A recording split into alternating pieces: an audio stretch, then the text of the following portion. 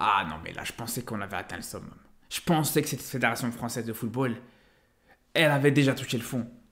Je pensais que là, c'est bon, t'avais atteint le sommet du ridicule. Je pensais que t'avais atteint l'Everest de la clownerie. Je pensais pas que tu pouvais aller encore plus loin.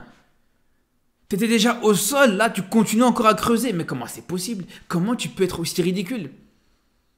Mais comment tu peux être aussi ridicule? Franchement. Mais c'est grave, les gars. C'est grave. Aujourd'hui, on apprend donc que la Fédération française de football, elle considère qu'en fait, tu peux boire, si tu veux boire de l'alcool, à quelques jours de matchs internationaux, de matchs importants. Tu peux prendre certaines substances, par exemple, aussi. Des ballons, des ci, des ça, on va pas rentrer là-dedans. Mais t'as pas le droit de faire le ramadan. Voilà, c'est ça le truc. Donc ça veut nous faire les nutritionnistes, les grands scientifiques, ça veut nous faire les experts en alimentation et en nutrition, pour te dire que le ramadan, c'est mauvais pour les performances des joueurs, il faut éviter qu'ils fassent le ramadan, ouais mais non, mais c'est pour leur bien qu'on veut pas qu'ils fassent le ramadan, tout ça pour qu'au final, d'après Romain Molina, on apprend que certains joueurs, ils se sont fait plaisir sur la bouteille sans que personne leur dise rien. Sans que ça fasse scandale. Si ça n'avait pas été Romain Molina, avec ses t-shirts de Bob l'éponge au fin fond de je sais pas quel coin perdu en Espagne, si ça n'avait pas été lui qui t'aurait révélé ce genre de choses, tu l'aurais même pas su en fait, c'est ça le pire. Donc j'ai envie de dire heureusement que t'as un Romain Molina qui vient te parler de cette hypocrisie, qui vient un petit peu, révéler un petit peu ce qui se passe par rapport à cette fédération. Même si, on va pas se mentir, ça ne nous surprend pas. Il n'y a absolument rien qui nous surprend là-dedans. Est-ce que honnêtement on est surpris de cette hypocrisie? Est-ce que vraiment aujourd'hui on se dit, ah ouais, on pensait que vraiment la fédération française s'inquiétait vraiment de la santé et des performances des joueurs quand ils font le ramadan? On le sait très bien qu'ils en ont rien à foutre, les gars, arrêtez! On le sait très bien qu'ils s'en foutent complètement de ça. Mais moi, ce qui me rend fou aujourd'hui, et c'est là où moi-même je m'attendais vraiment pas à faire cette vidéo, parce qu'au bout d'un moment, moi, je me suis dit, voilà, j'en ai parlé plusieurs fois de cette interdiction de faire le ramadan, que ce soit du côté de la France, du côté de la LFP, que ce soit en Ligue 1, que ce soit en équipe de France, chez les A, chez les jeunes, etc. J'en ai parlé. Mais moi, ce qui me rend fou, comme je vous dis, c'est qu'à côté de ça, en parallèle par rapport à ça, t'apprends que des excès, d'autres excès sont autorisés sans problème.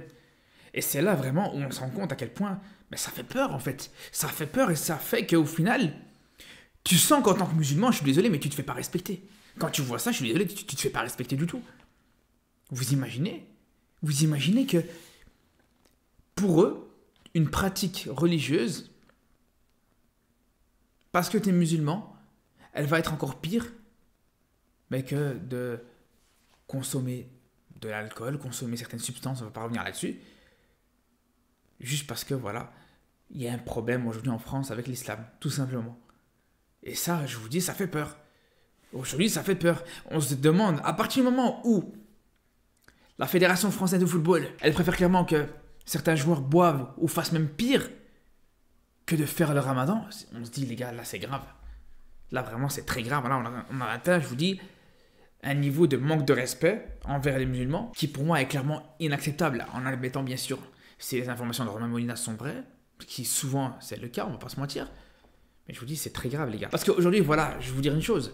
Si vraiment la Fédération française, elle avait été très stricte, avec ses règles, avec sa façon de voir les choses, allez, même si je ne suis pas totalement convaincu que le fait de jeûner, c'est vraiment un problème pour les joueurs, mais je vous dis la vérité, les gars, si vraiment tu avais un caractère strict, tu avais un caractère sévère avec tes joueurs, que tu avais une méthode d'entraînement et de préparation pour tes joueurs qui était comme ça, et que chaque écart n'aurait pas été autorisé, même si encore une fois, le fait de faire le ramadan et le fait de jeûner, je pense pas que c'est pour moi, c'est pas un écart, je vous le dis les gars, c'est pas un écart.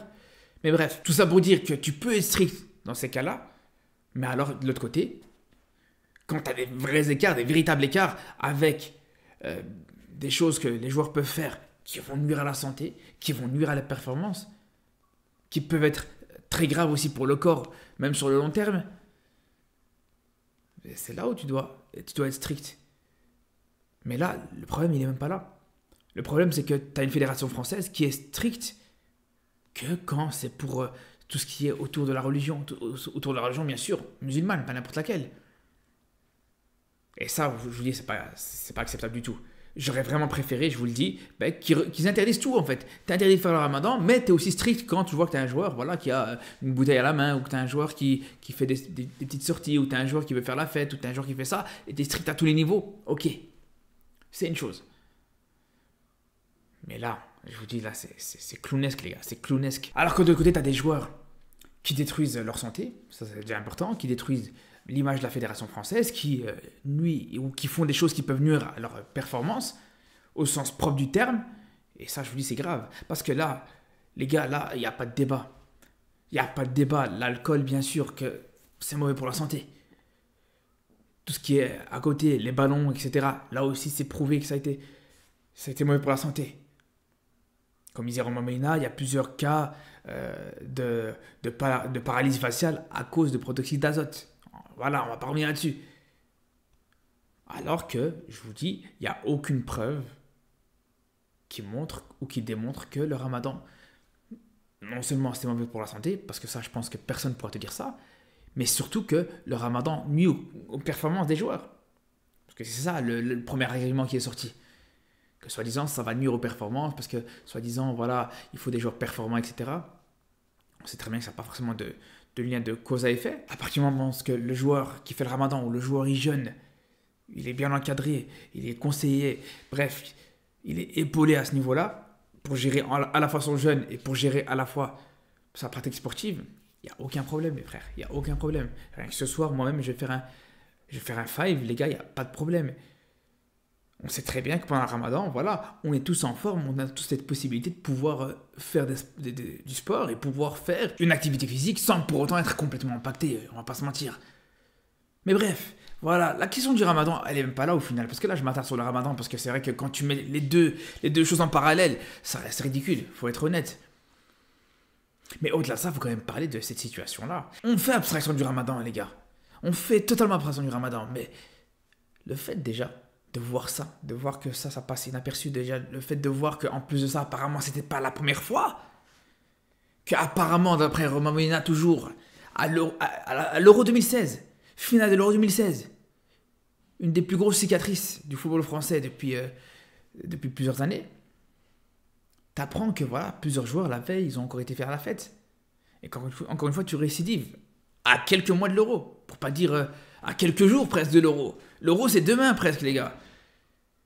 C'est grave, les gars. Et tout ça, en plus de ça, après un match contre l'Allemagne qui est catastrophique, parce que ça parle de la veille ou de l'avant-veille du match contre le Chili. Donc bref, entre le match cataclysmique contre l'Allemagne et le match contre le Chili, qui n'était pas totalement mieux, même si en face, le Chili, c'est un adversaire un peu plus à la portée de cette équipe de France. Donc bien sûr que le résultat était différent, mais ça n'empêche pas que, voilà, je vous dis, les gars, sportivement, c'est pas comme si voilà, tu as fait une très bonne trêve internationale.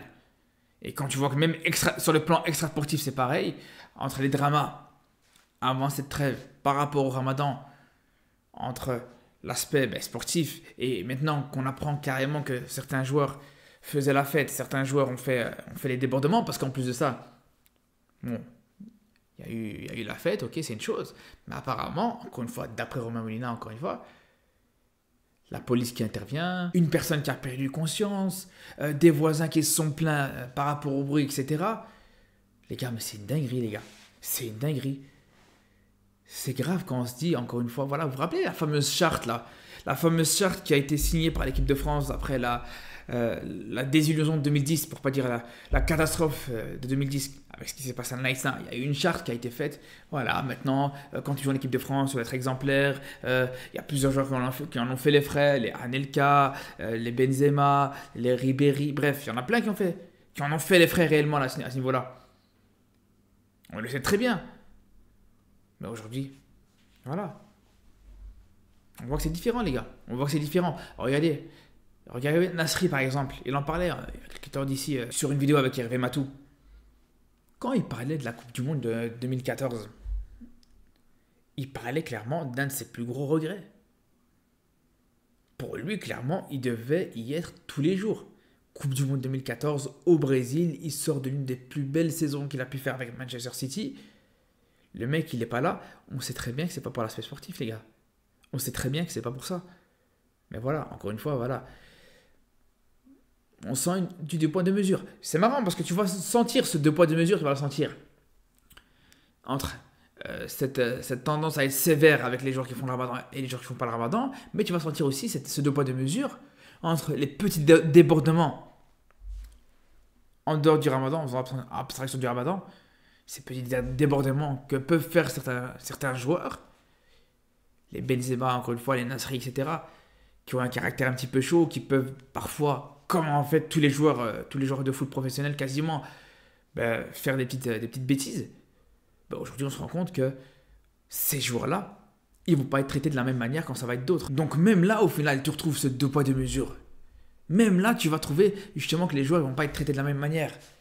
Et franchement, je vous dis, ça me déçoit. Ça me déçoit parce que, en vrai, je vous le dis les gars, j'ai beau être belge, j'ai beau être belgo-marocain, j'ai rien contre cette équipe de France. Au contraire, je l'aime bien et ce serait hypocrite de dire l'inverse. Ça serait hypocrite de ma part de dire l'inverse. Je raconterai un petit peu une fois dans une vidéo ma relation un petit peu avec cette équipe de France. Mais je vous dis, je l'aime bien cette équipe de France et aujourd'hui entendre des choses comme ça, entendre voilà, ce manque de respect envers les musulmans du côté de cette fédération française de football, entendre au-delà de ça qu'encore une fois cette équipe de France donne une image catastrophique. Mais les gars, je vous dis la vérité, c'est pas ce qu'on veut voir. C'est pas du tout ce qu'on veut voir. Parce que là, je vous dis la vérité, cette histoire-là, elle sent pas bon. Cette histoire, elle sent pas bon du tout. Là, on a un scénario tout tracé pour une débâcle à l'Euro 2024. Le scénario, il est tout tracé, les gars. Les dramas avant la compétition, entre Mbappé avec ses problèmes au Real Madrid, entre Mbappé qui a un drama toutes les 2 semaines, entre la FFF qui est focalisée à faire la chasse aux joueurs qui font le ramadan, entre ces joueurs qui se permettent encore de faire la fête à tout va, les gars, je vous dis, tu peux difficilement être rassuré avant cet Euro 2024. Comment tu vas être rassuré derrière ça? Aujourd'hui, si tu es supporter de l'équipe de France, comment tu vas être rassuré par rapport à ton équipe à quelques mois de l'Euro quand tu vois ce genre de choses, ce genre d'histoire? On sait très bien en général, quand on entend ce genre d'histoire, quand on entend ce genre de choses, généralement c'est rare, voire ça arrive jamais, que ça termine mal. Alors j'espère que pour l'équipe de France, ça sera l'exception, on l'espère. Mais là, quand tu vois ça, c'est compliqué parce que au final, ça se retranscrit déjà sur le terrain. Il faut le dire. Tu te prends une leçon contre l'Allemagne, parce que contre l'Allemagne, tu fais un match cataclysmique, tu n'as absolument rien proposé contre l'Allemagne, tu t'es fait manger par cette équipe allemande. Donc tu vois que ce soit sur le terrain ou en dehors du terrain, il n'y a rien qui rassure pour les Bleus avant l'Euro, les gars. Mais bon, ça, on en reparlera bien sûr dans quelques semaines, dans quelques mois. Sur ce les frérots, je vous dis à très vite pour une nouvelle vidéo. On en parlera d'ailleurs ce soir à partir de 23h sur Twitch. Si vous êtes chaud, si vous voulez en parler, si vous voulez en discuter, vous êtes les bienvenus. Et surtout d'ici là, prenez soin de vous.